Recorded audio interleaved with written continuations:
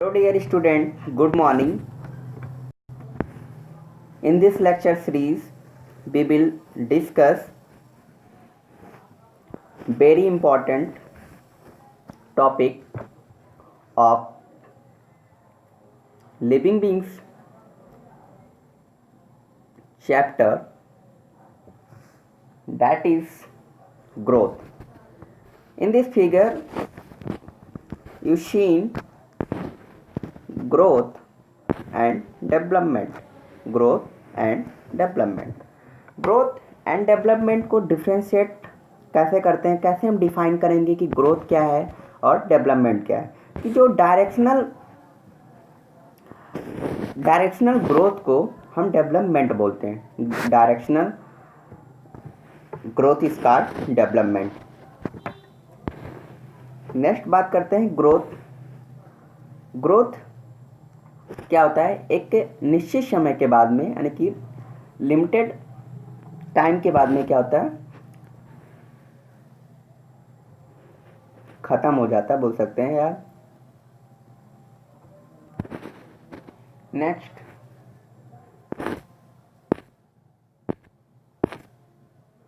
समझते हैं characteristics of life.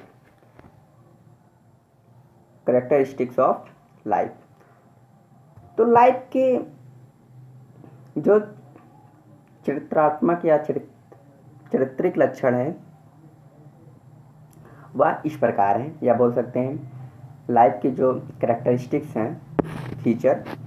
Living things are composed of cells, यानी कि जितने भी लिविंग्स होते हैं वह क्या होते हैं, सेल से मिलकर बने होते हैं। Living things have different level of organization, कि लिविंग बीइंग्स में क्या होता है, निम्न स्तर का ऑर्गेनाइजेशन पाया जाता है। लिविंग थिंग्स यूज एनर्जी, यानी कि लिविंग थिंग्स क्या होते हैं, एनर्जी को उपयोग में लेते हैं। Living things respond to the environment, यानी कि लिविंग बीइंग्स क्या होते हैं, अपने इन्वायरमेंट से क्या होते हैं, रिस्पॉन्ड होते हैं, यानी कि संवेदनाओं को, यानी कि जो इन्वायरमेंट में कोई भी अगर हानियाँ बोल सकते हैं या इन्वायरमेंट किसी भी टाइप से इफेक्ट हो रहा है तो उनमें वह समझने की क्षमता होती है, respond to the environment. Living things grow and develop, जो लिविंग वस्तुएं होती हैं वह क्या होती हैं, ग्रो करती हैं और विकसित होती हैं, विकास करती हैं, वृद्धि करती हैं और विकास करती हैं। Living things reproduce, living things क्या करती हैं, जनन करती हैं। Living things adopt the environment, और लिविंग थिंग्स क्या करती हैं, इन्वायरमेंट से अडॉप्ट करती हैं। फिर बात इन सभी स्लाइड्स को देखकर समझते हैं कि इस स्लाइड से पता चल रहा होगा कि जो ये स्लाइड है ग्रोथ और डेवलपमेंट दोनों को प्रदर्शित कर रहा है। फिर उसके बाद में हमने समझा कैरेक्टरिस्टिक्स ऑफ लाइफ, यानी कि अब समझते हैं, पहले पॉइंट्स को एक्सप्लेन करते हैं अच्छे से। Living things are composed of cell, यानी कि जितने भी इस संसार में लिविंग बीइंग्स हैं, वह चाहे छोटा प्राणी हो चाहे बड़ा प्राणी हो, या बोल सकते हैं चाहे यूनिसेलुलर से लेकर मल्टीसेलुलर तक बात करते हैं, यानी कि प्रोटोजोआ से लेकर हायर ऑर्गेनिज्म जैसे वर्टिब्रेट तक बात करते हैं। तो जितने भी इस संसार में लिविंग्स हैं वह सेल से मिलकर बने हैं। सेल से कुछ लिविंग्स क्या होते हैं, एक सेल से मिलकर बने होते हैं, उन्हें यूनिसेलुलर बोलते हैं, और कुछ लिविंग्स क्या होते हैं, कई सेल से मिलकर बने होते हैं, जिसे मल्टीसेलुलर बोलते हैं।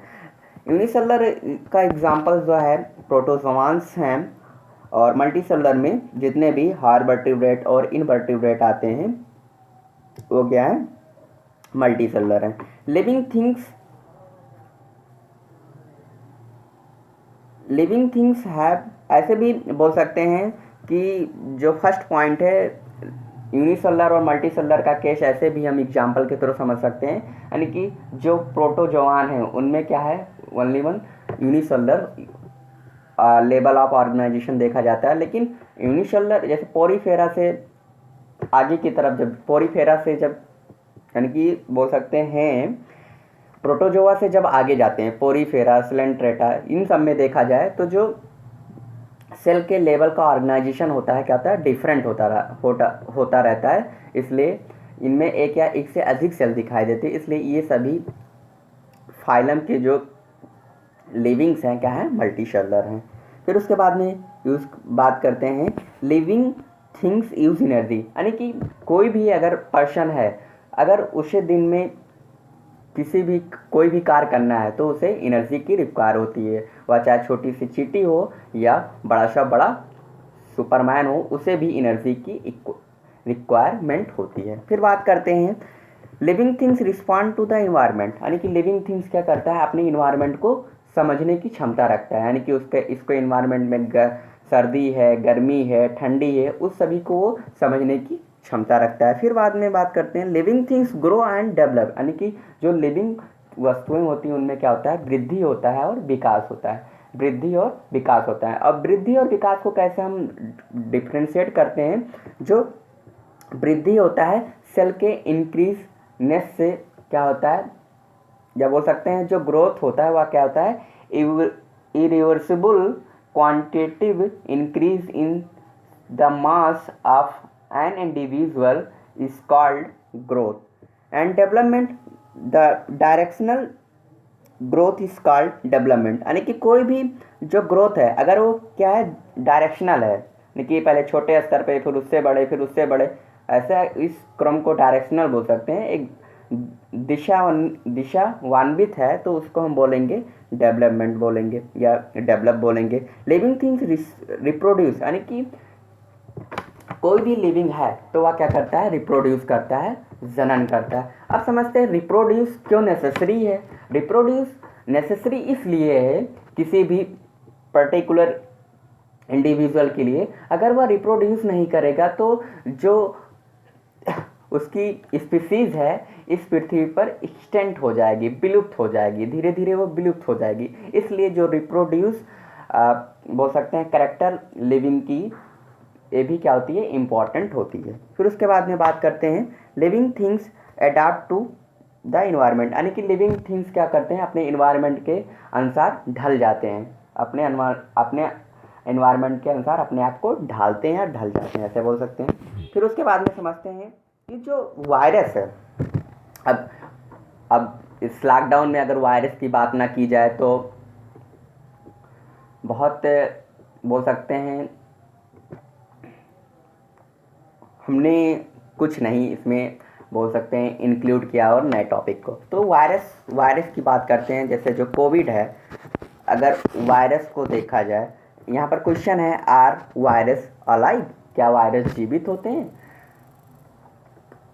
तो ये क्वेश्चन कमेंट में इसका आंसर तुम लोगों को देना है, क्या वायरस जीवित होते हैं। फिर इसको हम अभी आगे एक्सप्लेन कर रहे हैं। Virus having both character living and non living, यानी कि वायरस क्या होते हैं, दो करेक्टर रखते हैं, और एक क्या होते हैं, लिविंग का करेक्टर रखते हैं और नॉन लिविंग का करेक्टर रहते हैं। इसलिए इन्हें क्या कहते हैं, connecting link between non living and living, इसलिए वायरस को लिविंग और नॉन लिविंग की कड़ी कहते हैं। इसके बाद में समझते हैं जो वायरस है,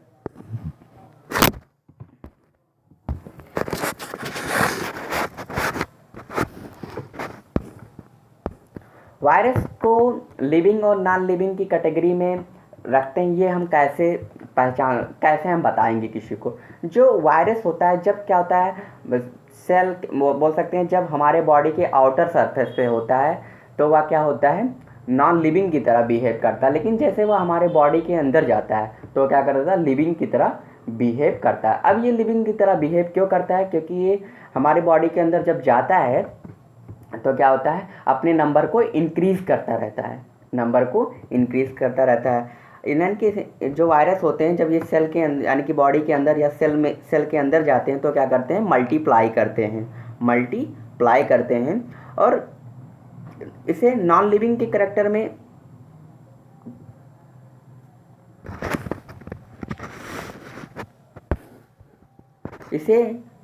के करेक्टर में इसलिए रखते हैं क्योंकि इसमें क्या होता है, मेटाबॉलिज्म नहीं होता है। फिर बात करते हैं next, when we try to define living, यानी कि जब हम लिविंग को डिफाइन करने की कोशिश करते हैं, बी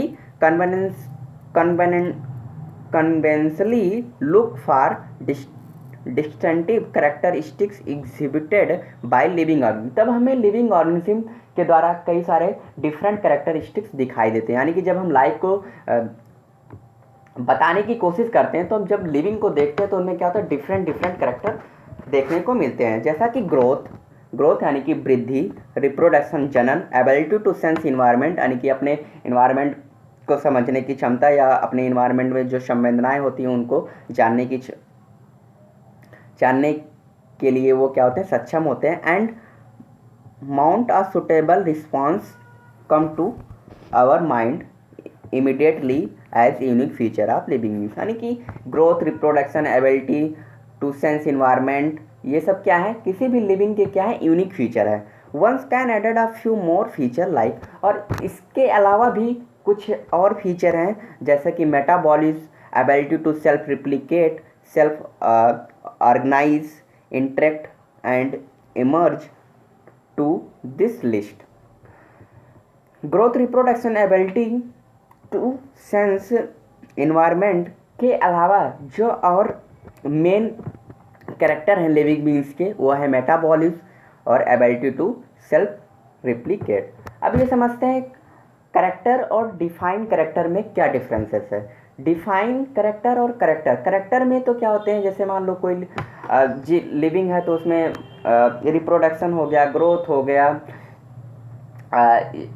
इन्वायरमेंट को समझने की क्षमता हो गई, एडाप्टेशन हो गया, ये तो सारे कैरेक्टर में। लेकिन जो डिफाइनिंग कैरेक्टर ऐसा होता है, ऐसा कैरेक्टर जिसमें क्या हो, किसी भी केस में वह एक्सेप्शनली ना हो, यानी कि विवादित ना हो। जैसे अब अगर बात करें कि लिविंग और नॉन लिविंग में, तो ग्रोथ को अगर हम देखते हैं तो ग्रोथ लिविंग में भी होता है, नॉन लिविंग में भी होता है। कैसे होता है, लिविंग का तो आप लोग समझते होंगे, नॉन लिविंग को कैसे ग्रोथ होता है। जैसे मान लो कोई लकड़ी का टुकड़ा है, अगर हम उसे तालाब में फेंक देते हैं तो वह क्या होता है, वाटर को एब्जॉर्ब कर लेता है, तो वो भी क्या है, उसको भी क्या बोलते हैं, ग्रोथ बोलते हैं। लेकिन ग्रोथ इसलिए हम क्या है, ग्रोथ को क्या है, डिफाइनिंग कैरेक्टर में या डिफिनिट कैरेक्टर में नहीं रखते हैं। फिर उसके बाद में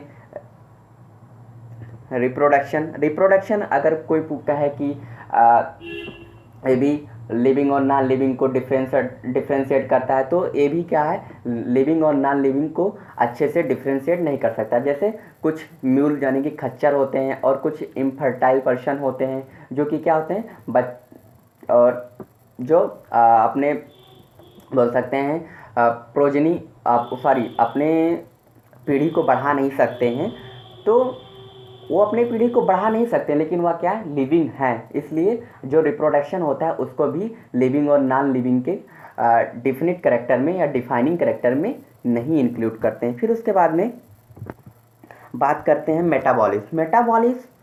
मेटाबॉलिज्म को किसी भी लिविंग और नॉन लिविंग के लिए एक डिफाइनिंग कैरेक्टरिस्टिक तो माना जाता है। डिफाइनिंग कैरेक्टरिस्टिक मेटाबॉलिज्म इसलिए है क्योंकि जो लिविंग होता है, लिविंग में क्या होती है, कुछ रिएक्शन टूटती हैं और कुछ रिएक्शन बनती रहती हैं। मेटाबॉलिज्म बेसिकली इसमें 2 प्रोसेस इन्वॉल्व होते हैं, एनाबॉलिज्म और कैटाबॉलिज्म। जो एनाबॉलिज्म होता है यानी कि जैसे मान लो अपने डेली लाइफ में इसके एग्जांपल को समझते हैं, यानी कि जब हम किचन में जाते हैं वहाँ पर अपने हम जब घर में कोई खाना बना रहा होता है उसको हम देखते हैं, वह क्या करते हैं, अगर उन्हें कोई सब्जी बनाना है तो उसमें उन्होंने लौकी लिया, कुछ भी मटेरियल ला, उसको पहले वो बारीक फाइन काटते हैं, काटने को बोल सकते हैं कैटाबॉलिज्म। एंड जब वो सारे चीज़ मिला के उन्होंने एक फॉर्मेट में उसे तैयार कर दिया तो उसको हम बोलते हैं एनाबॉलिज्म। तो समझ में आया, यानी कि जो मेटाबॉलिज्म है वह किसी भी लिविंग और नॉन लिविंग को डिफ्रेंशिएट करने का डिफिनिटिंग या बोल सकते हैं डिफिनिट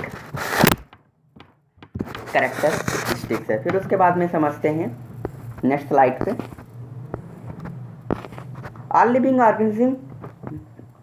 ऑर्गेनिज्म ग्रो, यानी कि जितने भी लिविंग ऑर्गेनिज्म होते हैं वह क्या होते हैं, वृद्धि करते हैं। अब जो वृद्धि होता है टू टाइप का होता है। वृद्धि क्या होता है, 2 टाइप का होता है। एक क्या होता है, सेल के अंदर होता है जिसे इंट्रेंसिक बोलते हैं, और जो एक सेल के बाहर ग्रोथ होता है उसे एक्सट्रेंसिक ग्रोथ बोलते हैं। अब समझते हैं twin characteristics of growth. Twin characteristics of growth, तो पहला मास अगर इंक्रीज हो जाता है तो वो भी ग्रोथ के ट्विस्ट कैरेक्टर में आता है। अगर नंबर क्या होता है इंक्रीज हो जाता है तब भी उसे ट्विस्ट कैरेक्टर के ग्रोथ में इंक्लूड करते हैं। अब समझते हैं कि जब हम एक यहाँ पर ग्रोथ से रिलेटेड टर्म आता है hyperplasia and hypoplasia. Hyper word का हमेशा मतलब होता है इंक्रीज एंड हाइपो का मतलब होता है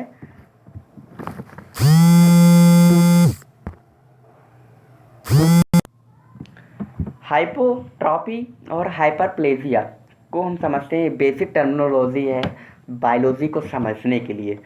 तो हम यहीं से अभी शुरुआत से ही हम टर्म को सीखते चलेंगे जिससे हमें आगे समझने में दिक्कत ना हो। हाइपरप्लेजिया में क्या होता है इंक्रीज इन नंबर सेल, यानी कि जब सेल के नंबर की संख्या बढ़ जाती है तो उसे हाइपरप्लेजिया बोलते हैं। और हाइपोट्रॉपी क्या होता है इंक्रीज साइज ऑफ सेल, यानी कि जब सेल की साइज बढ़ जाती है, सेल की साइज में बोल सकते हैं सेल की साइज में वृद्धि हो जाती है तो उसको बोलते हैं हाइपरट्रॉपी। फिर उसके बाद में समझते हैं increase in mass and increase in number of individual are twin characteristics of growth multicellular organism. फिर उसके बाद में बात करते हैं growth increase in size and shape, यानी कि ग्रोथ किसे कहते हैं जब किसी भी लिविंग ऑर्गेनिज्म में उसके साइज और शेप में क्या होती है वेरिएशंस आ जाती हैं तो उसको ग्रोथ बोलते हैं। फिर बात करते हैं डेवलपमेंट क्या था पूरे समय तक होता है, मैच्योर ओवर टाइम, यानी कि हमेशा होता रहता है। फिर वो बोल सकते हैं अब जो ग्रोथ होता है उसके बाद में living things have a life span. Living things में क्या होता है जीवन काल होता है। फिर उसके बाद में यहाँ पर हमने ग्रोथ और डेवलपमेंट से संबंधित फिगर लगाए हैं। तो ग्रोथ ये फिगर शो कर रहा है प्लांट वाला, और डेवलपमेंट ये क्या होता है डायरेक्शनल होता है, यानी कि directional growth is called development. अब समझते हैं growth a permanent increase in size and dry mass by an increase in cell number और सेल साइज आर बोथ, यानी कि ड्राई मास यानी कि बोल सकते हैं सूखे मास में परमानेंट यानी कि लगातार increase in size by an increase in cell. वो सिंपली इन सभी का मतलब जो है ग्रोथ क्या होता है शेप एंड साइज में जो वेरिएशन से देखने को मिलती हैं, भिन्नता देखने को मिलती हैं, उसी को हम बोल सकते हैं ग्रोथ बोल सकते हैं। Next growth up and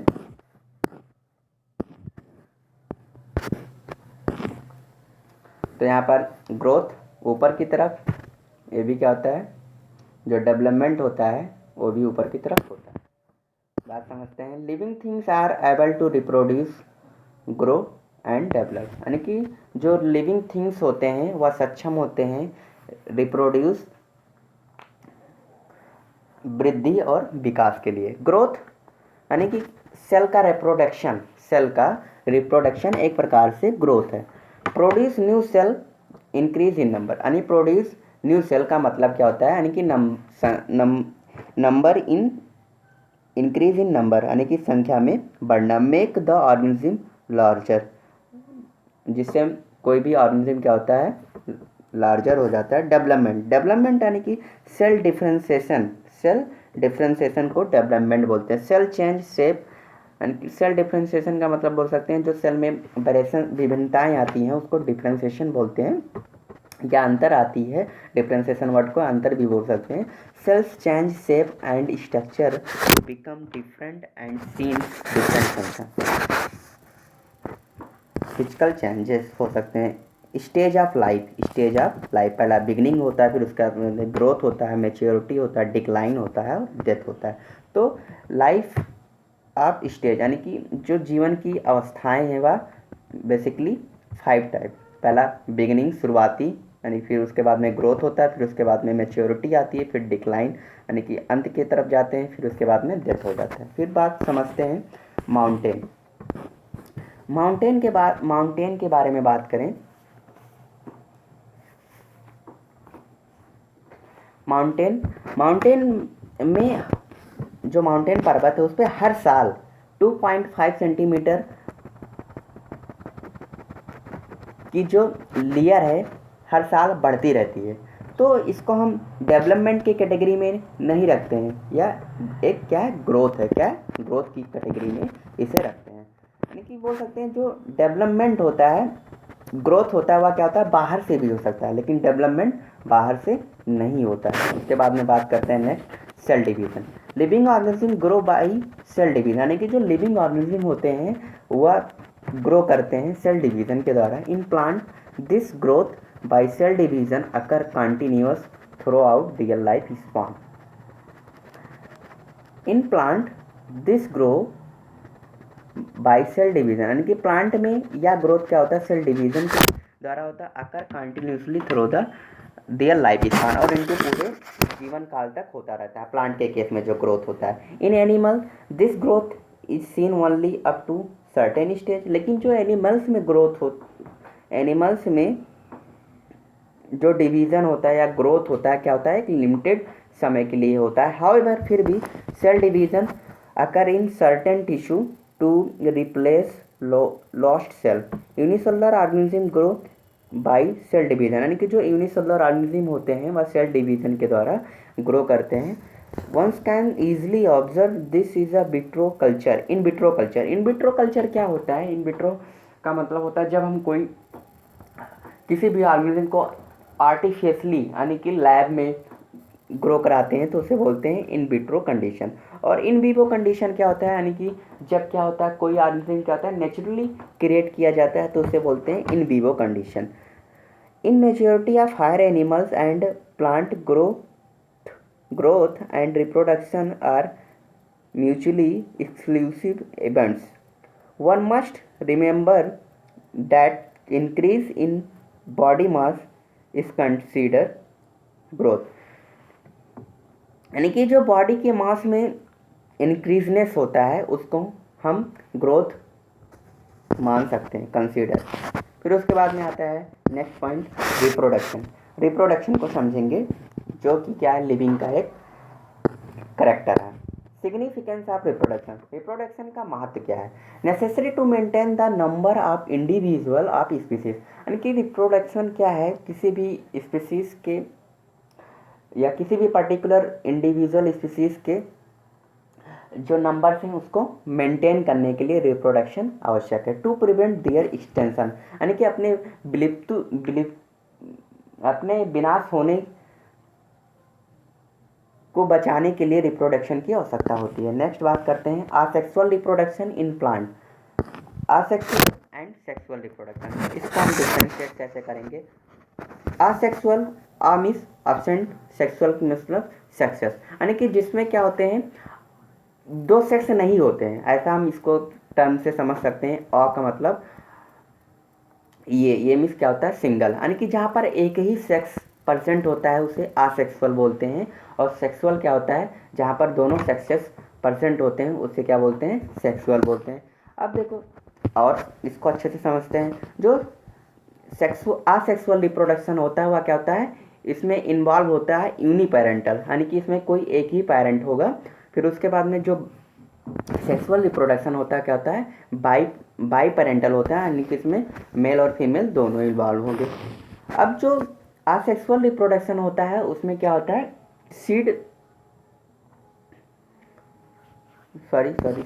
asexual reproduction में जो नए इंडिविजुअल होते हैं वह क्या होते हैं, जेनेटिकली एंड मॉर्फोलॉजिकली क्या होते हैं, अपने पेरेंट्स से सिमिलरिटी को शो करते हैं। और जो ये सिमिलरिटी शो करते हैं इसको हम क्या बोलते हैं, क्लोन बोलते हैं। क्या बोलते हैं, क्लोन। फिर उसके बाद में नेक्स्ट बात करते हैं, अब इसको यहाँ से समझते हैं। Plant can reproduce roots from cutting that are placed in water, यानी कि प्लांट विकसित हो सकते हैं रूट से, यानी कि जब हम रूट को कट कर सकते हैं, कट कर देते हैं और पानी में रख देते हैं तो उससे क्या होता है, नया पौधा बन जाता है।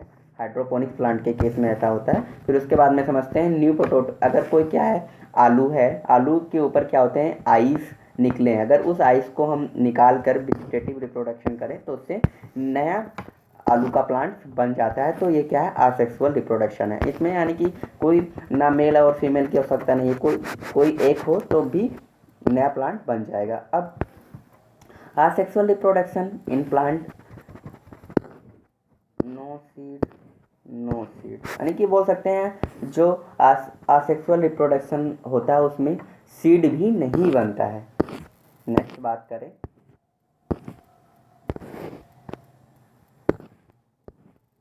ये सारे आसेक्सुअल रिप्रोडक्शन के एग्जाम्पल हैं। मेन प्लांट, स्टोलन यानी कि रनर, स्टोलन को रनर भी बोलते हैं, बर्ड। फिर समझते हैं next point, asexual and sexual reproduction में डिफरेंसेस क्या है। आसेक्सुअल रिप्रोडक्शन इज यूनिपेरेंटल, यानी कि जो आसेक्सुअल रिप्रोडक्शन होता है क्या होता है, यूनिपेरेंटल। यूनि का मतलब सिंगल एंड पेरेंटल का मतलब बोल सकते हैं, पेरेंटल का मतलब होता है पूर्वज, नहीं, पेरेंटल का बोल सकते हैं अगर उसमें एक ही सेक्स इन्वॉल्व होगा तो उसे यूनिपेरेंटल बोलेंगे। Here the progeny are produce from a single parents, यानी कि यहाँ पर जो कोई भी प्रोजेनी होती है वह सिंगल पेरेंट से उत्पन्न होती है। इसमें बाई पेरेंटल में क्या होते हैं, two percent are involve in production of progeny. इसमें यानी कि जो प्रोजेनी रिप्रोडक्शन होता है, यानी रिप्रोडक्शन से जो नए इंडिविजुअल बनते हैं उसमें 2 सेक्सेस इन्वॉल्व होते हैं। Sex organ are not form, यानी कि जो असेक्सुअल रिप्रोडक्शन होता है उसमें क्या होता है, सेक्स ऑर्गन नहीं बनता है, और जो सेक्सुअल रिप्रोडक्शन होता है उसमें सेक्स ऑर्गन बनता है। Formation of gamete and union of gametes are not involve, यानी कि जो असेक्सुअल रिप्रोडक्शन होता है ना ही उनमें गैमीट बनता है और ना ही गैमीट का फर्टिलाइजेशन होता है। फिर उसके बाद में समझते हैं formation of gamete and fertilization are involve, यानी कि इसमें जो सेक्सुअल रिप्रोडक्शन होता है उसमें गैमीट बनते हैं, गैमीट के बनने के बाद में वो आप फर्टिलाइजेशन करते हैं, फर्टिलाइजेशन के बाद में जायगोट, जायगोट के बाद में एम्ब्रियो, एम्ब्रियो के बाद में क्लीवेज, ये सारी प्रोसेस होती हैं। फिर उसके बाद जायगोट इज नॉट फॉर्म, यानी कि जो असेक्सुअल रिप्रोडक्शन है उसमें जायगोट नहीं बनता, लेकिन जो सेक्सुअल रिप्रोडक्शन होता है उसमें जायगोट बनता है।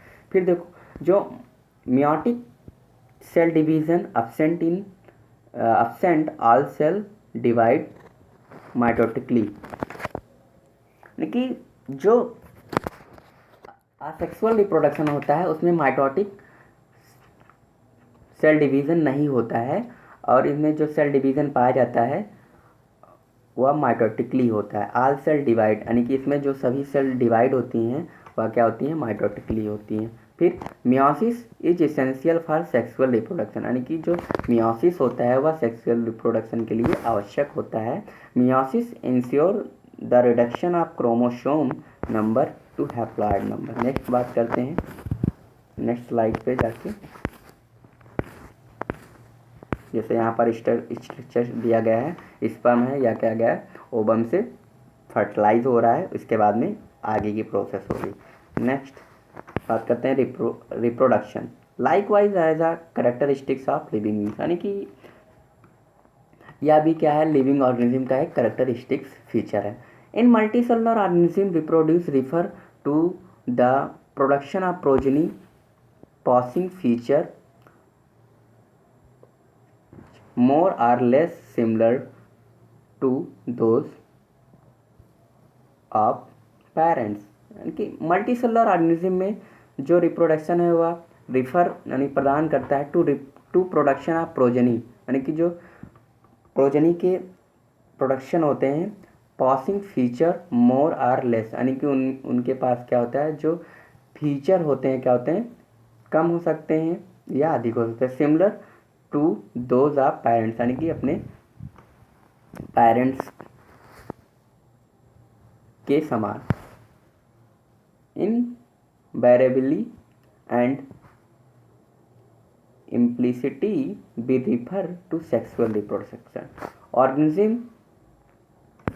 चलो हम समझाते हैं क्या होता है सेक्सुअल कि रिप्रोडक्शन यहाँ पर उस ये इस स्लाइड में देखा जा रहा है कि जो like wise is a character like विस या लाइक वाइज बोलते हैं is a characteristics of living beings, यानी कि रिप्रोडक्शन भी क्या है लिविंग बींग्स का एक करेक्टरिस्टिक्स फीचर है। फिर रिप्रोडक्शन जो बेसिकली होता है टू टाइप का होता है, सेक्सुअल रिप्रोडक्शन होता है, असेक्सुअल रिप्रोडक्शन होता है, इसको हमने आगे की स्लाइड में बताया। लेकिन जो यहाँ पर पॉइंट्स है सेक्सुअल रिप्रोडक्शन होता है, सेक्सुअल रिप्रोडक्शन में जो लिविंग बींग्स से रिप्रोड्यूस ऑर्गेनिज्म होते हैं वह क्या होते हैं अपने पेरेंट के समान नहीं होते हैं, लेकिन जो सेक्सुअल रिप्रोडक्शन होता है उसमें जो लिविंग बींग्स होता है वह क्या होता है अपने पेरेंट्स के समान होता है। यहाँ पर ये बात कहा जा रहा है। Organism reproduce by asexual means also, यानी कि कोई भी ऑर्गेनिज्म क्या है आसेक्सुअल भी रिप्रोड्यूस कर सकता है।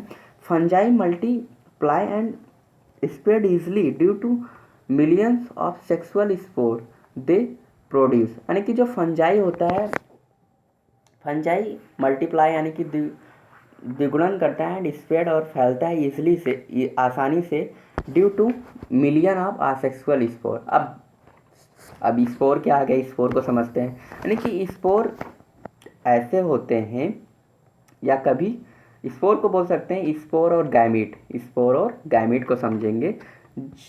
स्पोर और गैमीट को समझने का एक बेसिक कॉन्सेप्ट, यानी कि स्पोर जो होता है कभी फ्यूज़ नहीं होता है, लेकिन जो गैमीट होता है क्या होता है फ्यूज़ होता है। यानी कि जो स्पोर होता है वह फर्टिलाइजेशन नहीं करता है, स्पोर से डायरेक्ट बोल सकते हैं स्पोर से डायरेक्ट जर्मिनेशन होता है, यानी कि अंकुरण निकलता है, और गैमीट से डायरेक्ट जर्मिनेशन नहीं होता है।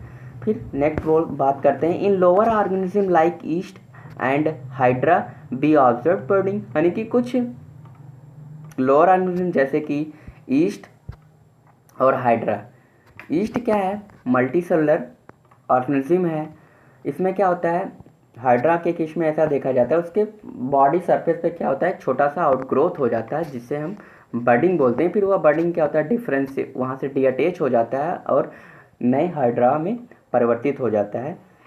इन प्लेनेरिया को फ्लैट वन के नाम से जानते हैं। Be of the true regeneration, यानी कि प्लेनेरिया एक ऐसा लिविंग ऑर्गेनिज्म है जिसमें क्या होता है रीजनरेशन की कैपेसिटी अधिक होती है। अगर प्लेनेरिया को जितने भी हम खंडों में तोड़ेंगे ना उससे उन खंडों से नए नए ऑर्गेनिज्म बनते रहेंगे प्लेनेरिया के।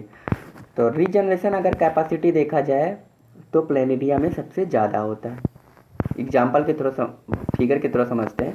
अब ये क्या है प्लेनेरिया का क्या है कंप्लीट स्ट्रक्चर। प्लेनेरिया के कंप्लीट स्ट्रक्चर में हम देखेंगे ये क्या है जेनाइटल, और यह टेस्टिस, ये है ओवरी, और ये है पेनिस, और ये जेनाइटल पोर। यानी कि अब जो प्लेनेरिया अगर इतना हम देखने के बाद में ये बता सकते हैं यानी कि जो प्लेनेरिया होता है क्या होता है बाइसेक्सुअल होता है, क्योंकि इसमें टेस्टिस भी है और ओवरी भी है। यानी कि टेस्टिस और ओवरी क्या है किसी भी मेल एंड फीमेल के क्या होते हैं बेसिक यूनिट्स होते हैं। फिर समझते हैं प्लेनेरिया के थ्रू। नेक्स्ट स्लाइड पे चलते हैं। The fungi the filamentous algae, यानी कि फंजाई और फिलामेंटस एल्गी। फिलामेंटस एल्गी के एग्जाम्पल क्या है spirogyra, Ulothrix and alga.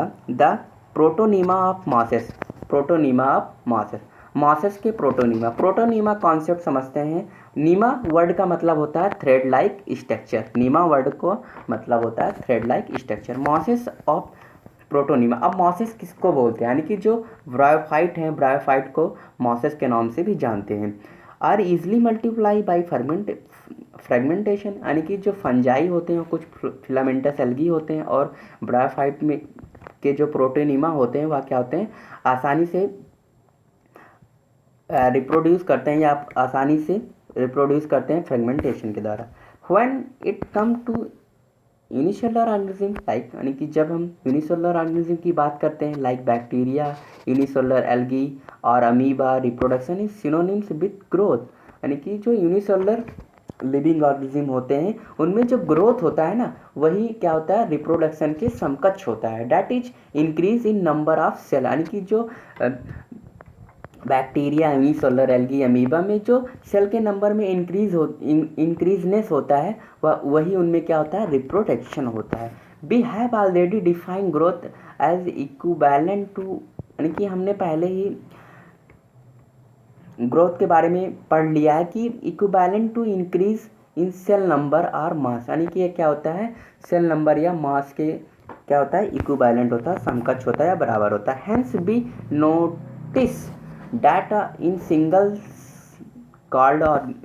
celled organism we are not very clear about the use of these two term growth and reproduction। इसलिए हम unicellular organism में क्या होता है, ग्रोथ और रिप्रोडक्शन के टर्म को ईजिली इन्वॉल्व नहीं कर सकते, यानी कि यूज नहीं कर सकते हैं। नेक्स्ट हम बात करते हैं